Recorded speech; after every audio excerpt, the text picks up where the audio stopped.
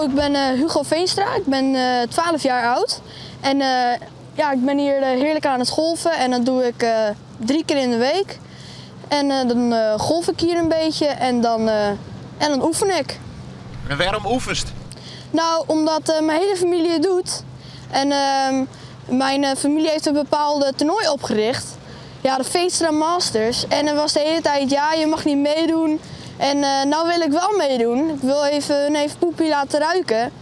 Dus nou ben ik super hard aan het oefenen. Heeft ik nog bekende golfers als voorbeeld? Mijn tante.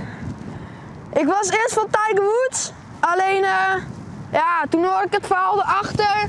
Toen vond ik het weer iets minder. Ja, hoe ziet dat ik alweer met die Tiger Woods? Ja, hij is een hele goede golfer hoor, niks mis mee. Alleen ja, het drugsgebruik, meerdere auto-ongelukken, ja, het hoeft allemaal niet echt te gebeuren. Dus ja, ik vind eigenlijk, dan let ik liever op mijn tante, want mijn tante is ook supergoed. In plaats dat ik van op een hele bekende, maar met een vaag achtergrond. Oh.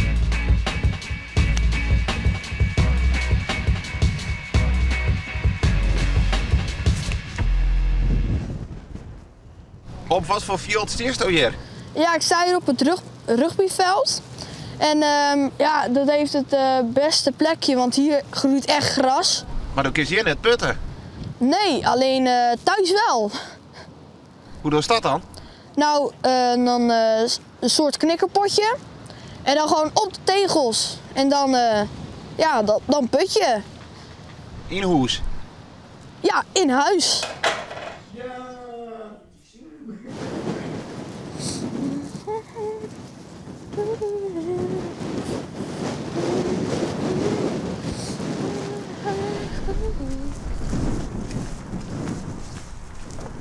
Wanneer is het familietoernooi?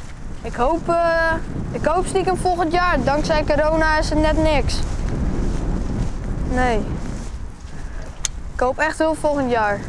En hoeveel ballen heeft u inmiddels wel net slaan op dit veld? Nou, middenstijd 2 emmers. In 1 emmer zit ongeveer 60 balletjes, 120.